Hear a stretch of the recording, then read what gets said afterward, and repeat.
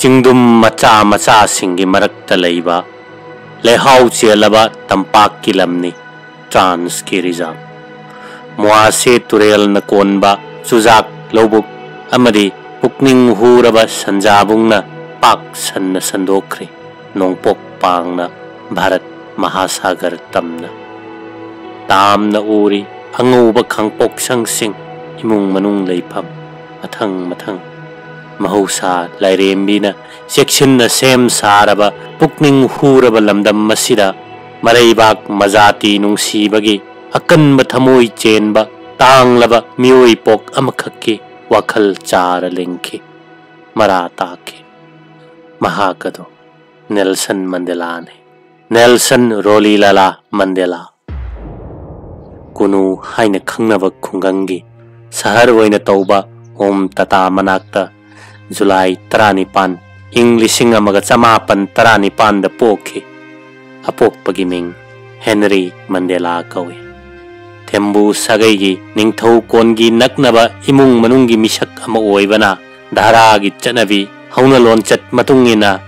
दायित्व लैबा मिशक अमा ओइरनबा निंगथीना नौकोन बिरक्की लोइनना निंगथौगी वायल बिसारद तेंगबांगननबा सेम्बा सभागी मकोक सोइरमी अहानबा पृथ्वीगी लांजावदा निंगथौगा लोइनना खा नोंगसुप अफ्रीकादा जर्मनगी मायोक्ता थौना फना लांथेंगनखे हेनरी मंडेला नुपी मरीगी मपुरोइबने नेल्सन मंडेलाबु पोकपी ममागी मिंगदी नोन काकी ख्वाइनदी नेसेकिनी हाइरगसु खंगनै फजबा अमदी अकन्बा लमचत चतपीनी मीना पाक हेंजनबा यादबीनी मतम मदुदा ट्रांस की लमदम सिंगिता ओइबा अफफत्ता कया यंगसिन्नबा अमसुंग प्रोटेरिया सासनदा पाउताक पीनबा जनरल काउंसिल अमखक लेरमे काउंसिल अदु बुंगा हाइना खंगनै अफ्रीकन अमदी यूरोपियन पुन्न यावबा सभाने हेनरी मंडेला सु सभादुदा यावरमे कुनुदा लैरिङैगी पुंसीदी यामना चंबा मपानगी इरांग चंगदबा खुंगंगी पुंसीने मसेम सिंग लोइनना सन सेनबा नुंतीगी चले हमेंग यावना चिंगबा योकपा यामना मरुओइबा इमुंग मनुंगी थबकने नेल्सन मंडेलागी दमक्तदी लौ खोइबगी थबकसु यावरमे अंगांग ओइरिङैदगी अकल अथौगी थबकता पुंगनिंग लुपलमे अमसुंग थौना फना पुंसीगी चांगयेंग कया थेंगनबा पामलखे महाकी चही लेंगागी अंगांग सिंगदी नुंगथिलदा चोंग फंदुना सानरुबा अमदी संजेन सनगाक चलुबगी हवा पोथादुना नुमिदांग ngन्ना यहिप ताले नेल्सन मंडेला दे नुमित खुदिंगी अहल ओइरबा कांगलुप की अमदी जाति जाति की मियोई सिंगना लमहांगदा मैजाउ थादुना मई तिक्पा अमसुंग हौख्रबा नुंगाइरबा मतम कयागी मरुओइना अंगौबा जातिना लाक्त्रिङै मतमगी वारी लिनबदु थवाई यावना तादुना अहिंग मिछेल खंगमे वारी सिंग असिना महाकी तुंगी राजनीति की पुंसी अमा सागतपदा अचौबा लमजिंग ओइखि महाकना तत्तना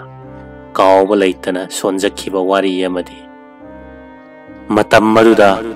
अखोइगी मियाम प्रजाना कयादा हराउ तयामना चिकना हिंजरंबा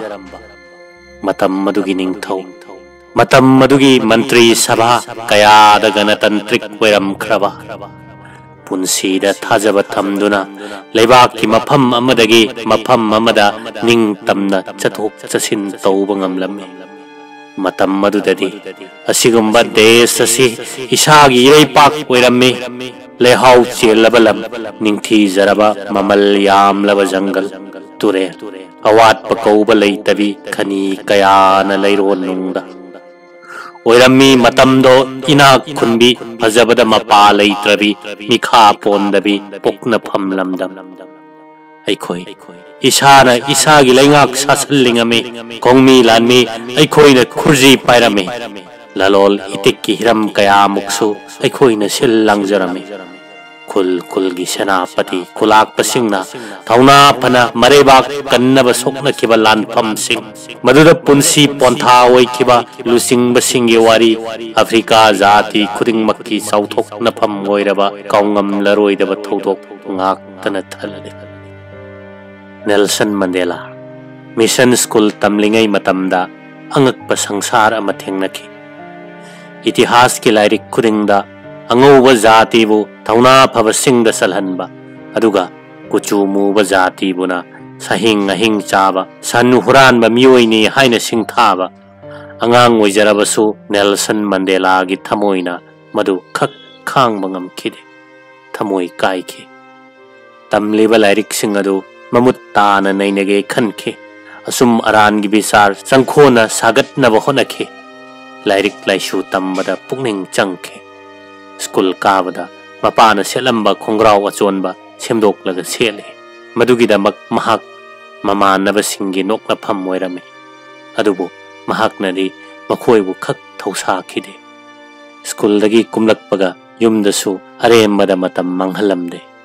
नुमित खुदिंगी इकुई कुइदना थोखिबा थौदोक कया निंगसिंगनब होनै लोइनना इतिहास पादुना नैनब लेप्पा लैते मतौ करमना जनरल स्मिथना ख्रिस्ताब्द 1948 नोंपोक थंगबा केप टाउनदा नुपा नुपी अंगांग पुन्ना मी चामग हुम्फु मिनुंगसी खंगदना हातखिबा अमसुंग डॉग टैक्स थीबा ngamdabadagi खानुंगसुप अफ्रीकादा एरोप्लेनदगी बॉम्ब थादखिबा निंगसिंगलुबा खुदिंग महाकी थमोइदा अवाबगी चैना अमा फावहल्ले सोक 1950 हेनरी मंडेला अकनबा अनाबा अमदगी मसागी फिबम यामना सोक्सिनखि पुनसिगी अरोइबा पुंगफम लागलगनी खंजदुना पेरामाउंट चिप कौदुना महाकी अमत्ता ngaijaraba मसानोपा नेल्सन मंडेला बु सिनबिरमे सिनबा मतम मदुदा असुमना फोंदोकचरमे इचानुपा असि नहाकी ननाई ओइना सिनजरबने अमत्ता ngairaba इचानुपाने महाकना मसेम सिंगदा अमदी महाकी मरुप मपांग सिंगदा वरी सानबा ताबदा अइना हाइबा ngame मदुदी मंगोंदा मजातिबु नुंगसिबा अमदी सेमगत सागत निंगबगी अकनबा इहुन अमले नहाकना चानबीदुना माबु असिगुम्बा अमा ओइरगा फगनी खनबीबा मवोंग अदुदा सेमबियो मही मसिंग संखोन तंबियो मदुना नहाकी मतुंग इनबा अमा ओइबदा मतिक चाजनबा हेनरी मंडेला ना पांबा सिंग अदु पेरामाउंट चिप ना याबिरमे मपा लैखिद्रबा मतुंग मसागी सही 12 नेल्सन मंडेला निंगथौगी लैफम मेकेस वेनीदा लैरमे मचे माबेलना नुंगसीना सोनजखे हौजिक्ति निंगथौना नंगिदमक फजरबा सेट चानबा फिरोल थोनबीरगनी अदुगा इपवा नहाक असिसु मी यमा ओइजबा ngamlagani मसागी सही 13 सुबा मतमदा नेल्सन मंडेला लाइमिंग लौनबा थौरांग तौरमे महाकी ममानबा निपा मचा कया मुक्का लोइनना चिंगदा चयोल अमा लैरमे जातिगी चनबी मतुंगिना ममाइदा अंगौबा मचू तैसल्ले अदुगा मसा पुंबना असंगबा उना नापीना कुपसिनबा फिजोल सेले मथक थोंबा अहल लमन सिंगना लमजिंगलगा धर्मगी ओइबा थौरम कया पांथोखि लोइनना पाखंग ओइरकपगी हौनबी साजत लिचत अमदी जातिगी सभा कयादा मेंबर अमा ओइबगी चंगदबा यादबा गुण सिंग अदु नैननबा अकनबा शिक्षा पीगी मतम मसिदा नेल्सन मंडेला क्लैक ब्यूरीदा ट्रेनिंग कॉलेज अमगी छात्र ओइरी सुतीगी मतमदा नेल्सन मंडेला वायल लोइसंगदा निंगथौना मागी मखा थाबा चिप सिंगना थंगलकपा केस खुदिंगमकी विचार तौबदु पुकनिंग चंगना तासिलम खा अफ्रीका की सरकारना जाति की ओइना पालिबा निंगथौसिंग मयाम की शक्ति ngamnamak लौथोख्रबसु पेरामाउंट चिप अदुदी मियाम की सन्मान फंगबगा लोइनना शक्ति खरदी पाइसिनदुना थंबा ngamlamme अतै निंगथौसिंगददी ममिंगतगी ओइबा अंगौबा साहेबसिंगी तोलोब पीरगा थंबा सरकार की थबक तौबा कर्मचारी अमगुम सिजिनरमी केस की मरम कया चथरकपदा बादी विवादी अमदी साखी सिंग जवान लौबा अदुगा ममई थंगदा निंगथौना सभागा तानरगा पीबराय नेल्सन ददी यामना नुंगाइरबा पुंसीदा ज्ञानगी ओइबा थौदोक अमा ओइकी नहा ओइरिबा नेल्सनना उकिल अमा ओइगे खनकी तसेंगबदी महाक जातिगी मकोक थोंगबा अमा ओइनेनबगीदमक लंबी सेंबिरिबने मधु महाक्ति खंगलमदे सोक लिसिंग अमगा चनिपान यांखै मरीदगी अफ्रीका की लन थुम पाइबा केप की नोंपोक थंगबा ट्रांस की अमसुंग सिसकी याउना अयाम्बा मियोइसिंग साधारण वोटर लिस्ट याउरमी मसी मिशनरी सिंगना नोंचुपलोमगी मही मसिंग तंबगी थबकसी तोंगान तोंगानबा जाति सिंगदा पाक सन्ना संदोरकपगी महीने मंडेला की मबुबोक मोंगबे सुकाना मिशनरी सिंगदा स्कूल सानबगीदमक लमदान तोरमी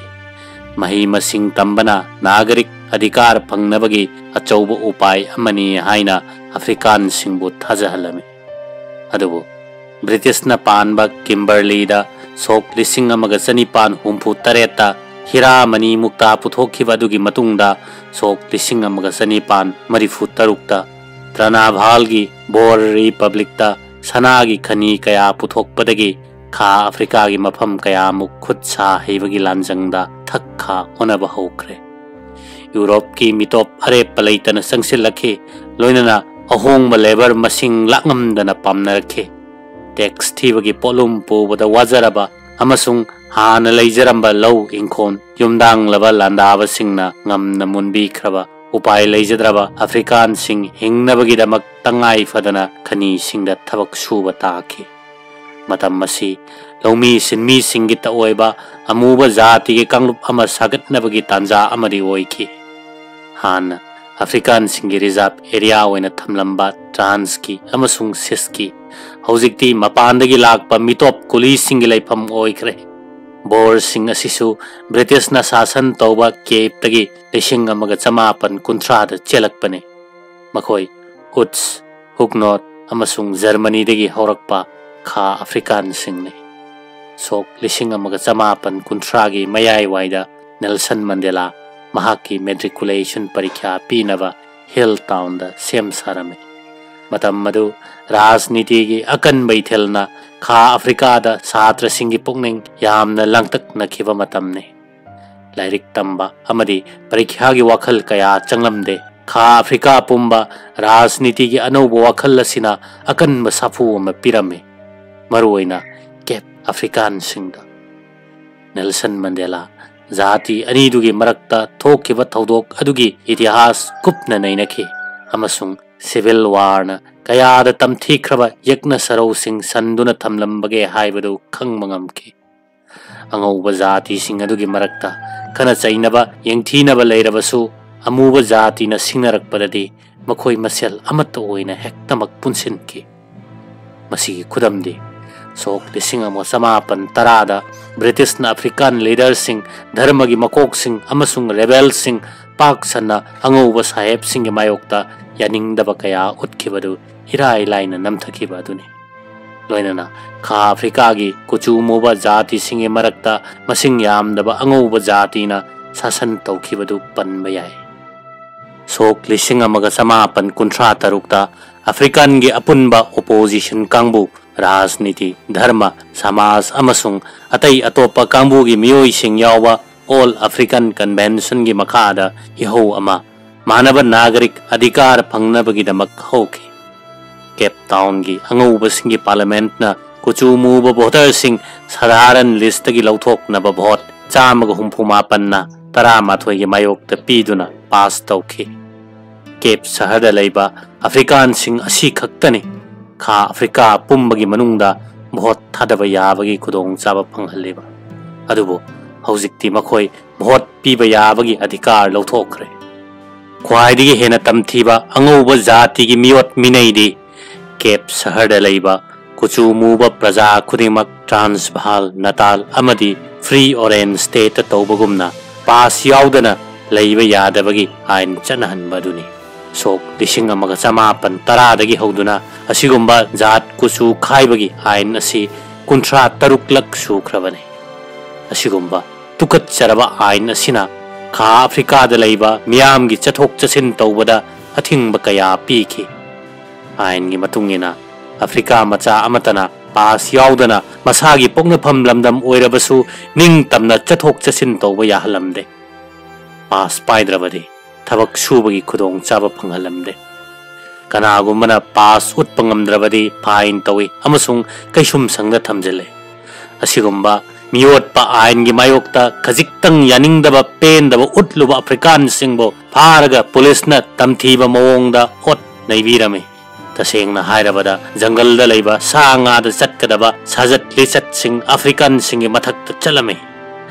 तंग ताबा पुंसी अमा लैजबदा चंगदबा याद्रबा अफ्रीकान खुदिंगमकना नुंसीना लूना खंजबा लम लेप्पा लैतना अंगौबा सिंगना लुट तौख्रे नेटिव लैंड एक्ट 1913 की मतुंगिना अपुनबा लमगी चादा तरानी थोई खक्तमक अफ्रीकान मिलियन निपान गे ओइरमे लेमहौरिबा लम हाइबदी चादा मरिफु निपान दे मिलियन अनी खक्तंगाइबा अंगौबा जाति सिंग ओइहनके मथोंग हुक्त्रबा आयन सिंग असिना मरम ओइदुना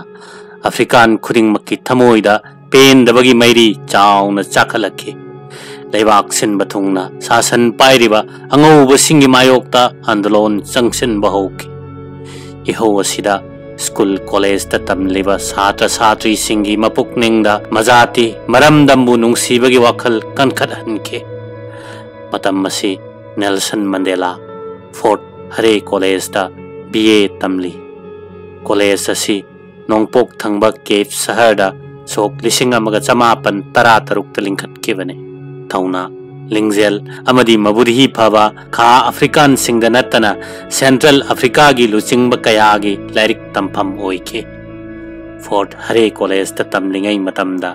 नेल्सन मंडेला यामना चमजरबा मरुप अमा फंगके मरुप अदुगी ममिंग ओलिवर तंबू कौई नेल्सन मंडेला दगी चही अमा हल्ले महाक्सु ट्रांस रिजर्व तगिनी पोंडुलैंड लैबा लौमी अमगी मचाने अहानबदा लेकाई इंग्लिश स्कूल अमदा लाइरिक तंबा होके मदुगी मतुंगदा जोहान्सबर्ग की सेंट पीटर स्कूल दा सेकेंडरी थाक फाउबा तमके सेंट पीटर दा तमलिंगै ओलिवर तंबू ख्वाइना सखंगनबा अफबा छात्र अमा ओइके सोक 1959 दा मैट्रिकुलेशन परीक्षा फर्स्ट क्लास ता पास तौके लोइनना ट्रांस की बुंगाना मंगोंदा स्कॉलरशिप पीदुना फोर्ट हरे कॉलेज ता साइंस सब्जेक्ट लौदुना डिग्री तमहनकी सखंगनबा हौरकपा मतमदा ओलिवर तंबूना नेल्सन मंडेलाबु करम्बा मिसकनो हाइबदु मथंत कुपना यंगसनके महाकी मोत मतुंगिना नेल्सन मंडेला खजिक्तंग हाइबदा खंगनबा इकाइबा नंगहनबा यादबा मीना ख्वाइदगी सखंगबा मबुक फबा मिसक अमने मखोय अनि कॉलेज ता मरुप ओइना लैमिन्नबगी मतम खंगहौदना टेंशन के मरमदे नेल्सन मंडेला मतमदुगी छात्र मिहुतना सेंबा काउंसिल के मेंबर ने अदुगुम्बा काउंसिल अदुगी शक्ति कॉलेज अथॉरिटी सिंगना मतम चादना लौथोके मदुदा पेंदबा उत्पोइना क्लास बॉयकॉट तौनबगी सिल लांगबदा नेल्सन मंडेला अचौबा थौदांग लौके असुमना छात्र की इरांग हौनबा सिनबा यावी हाइबगी मराल सीदुना अथॉरिटीना नेल्सन मंडेला गा लोइनना काउंसिल की छात्र कयामुक कॉलेज तगी तांथोके मेकेस वेनीदा हलक्तुना मयुमदा मुक लेरे पैरामाउंट चिपना अदुगुम्बा छात्र की इरांग याउदनबा अमसुंग बॉयकॉट तौबगी वारेपतो इंदनबा मदुगी महुता लाइरिक लाइसु थवाय याउना तमदुना कॉलेज अथॉरिटीना हाइबा इन्नबा थेमलम्मे पुकनिंगदा लांगतकनबा अमसुंग पलेफम खंगदबा मतमने निंगथौ पैरामाउंट चिपना हाइबा खुदिंग इल्लसिरा हाइना खनबा मिकुप याउके अदुबु थाजदबा थौदोक अमना निंगथौना यासिन्ननबा सिनबा थौरांगदगी नानथोकपा ngamke नलमद्रबदी नेल्सन मंडेला की पुंसी खोंगचत्ता अहोंगबा अमा लेरमलोय वफम मसी महाकी ओइरक्किबा पुंसी की तांकक अमा निंगसिंगबदा पनके अईगी इपा सकलबा गार्जियन पैरामाउंट चिपना अईगी लोहोंगनबा थौरांग अमा तौखे महाकना अईबु लूना चाना तौबी अपोकपा इपामकना खनबीबदगी यामना हेली अदुम ओइनमक महाक गणतंत्रिक ओइबा खरा वाटले अईगी युम पानबगी वाफम मसी इसागी अपाम पामदा ताफम थोकपने मधु महाक तौखिदे ꯃꯍꯥꯛꯀꯤ ꯀꯨꯁꯤꯅ ꯑꯃ ꯍꯦꯛꯇ ꯁꯛꯆꯨ ꯌꯦꯡꯗꯅ ꯃꯁꯥ ꯅꯣꯏꯕꯤ ꯅꯨꯄꯤ ꯃꯆꯥ ꯑꯃ ꯈꯟꯈꯤꯕꯅꯤ꯫ ꯅꯨꯄꯤꯒꯤ ꯃꯃꯜꯅꯆꯤꯡꯕ ꯄꯤꯗꯨꯅ ꯂꯨꯍꯣꯡꯅꯕ ꯊꯧꯔꯥꯡ ꯂꯣꯏꯈ꯭ꯔꯦ꯫ ꯅꯪꯍꯧꯔꯣꯏ ꯃꯇꯥꯒꯨꯝ ꯂꯥꯡꯕ ꯂꯨꯍꯣꯡꯕꯒꯤ ꯊꯧꯔꯥꯡ ꯑꯁꯤꯅ ꯅꯦꯜꯁꯟ ꯃꯟꯗꯦꯂꯥ ꯏꯪꯒꯤꯠ ꯑꯃ ꯐꯥꯎꯍꯟꯈꯤ, ꯃꯗꯨꯗꯤ ꯃꯍꯥꯛ ꯃꯌꯨꯝ ꯃꯀꯩ ꯄꯥꯜꯍꯜꯂꯒ ꯄꯦꯔꯥꯃꯥꯎꯟꯠꯁꯤꯞꯀꯤ ꯃꯈꯥꯗ ꯆꯤꯞꯇꯦꯟꯁꯤꯞ ꯑꯃ ꯄꯤꯗꯨꯅ ꯋꯥꯌꯦꯜ ꯊꯧꯗꯥꯒꯤ ꯗꯥꯏꯇ꯭ꯌ ꯄꯨꯍꯟꯒꯗꯧꯔꯤ꯫ ꯂꯨꯍꯣꯡꯕ ꯄꯥꯝꯗꯕꯗꯒꯤ ꯆꯤꯞꯇꯦꯟꯁꯤꯞ ꯑꯣꯏꯅꯤꯡꯗꯕꯅ ꯑꯃꯨꯛꯀ ꯍꯦꯟꯈ꯭ꯔꯦ꯫ ꯃꯍꯥꯛꯅ ꯈꯟꯈꯤ, ꯍꯥꯟꯅꯅ ꯑꯣꯠꯄꯤ ꯅꯩꯕꯤꯔꯕ ꯃꯤꯑꯣꯏ ꯄ꯭ꯔꯖꯥꯁꯤꯡꯕꯨ ꯑꯃꯨꯛ ꯍꯟꯅ ꯃꯈꯣꯏꯒꯤ ꯃꯊꯛꯇ ꯄꯥꯜꯂꯕꯒꯤ ꯀꯔꯤ ꯑꯔꯊ ꯂꯩꯕꯒꯦ? ꯋꯥꯈꯜ ꯑꯁꯤꯃꯛꯇꯅ ꯃꯔꯝ ꯑꯣꯏꯗꯨꯅ ꯅꯦꯜꯁꯟ ꯃꯟꯗꯦꯂꯥ ꯃꯁꯥꯒꯤ ꯆꯍꯤ 22 ꯁꯨꯕꯗ ꯅꯤꯡꯊꯧꯀꯣꯜꯒꯤ ꯄꯨꯟꯁꯤ ꯊꯥꯗꯣꯛꯂꯝꯂꯒ ꯖꯣꯍꯥꯟꯁꯕꯔꯒꯇ ꯆꯦꯟꯈꯤ꯫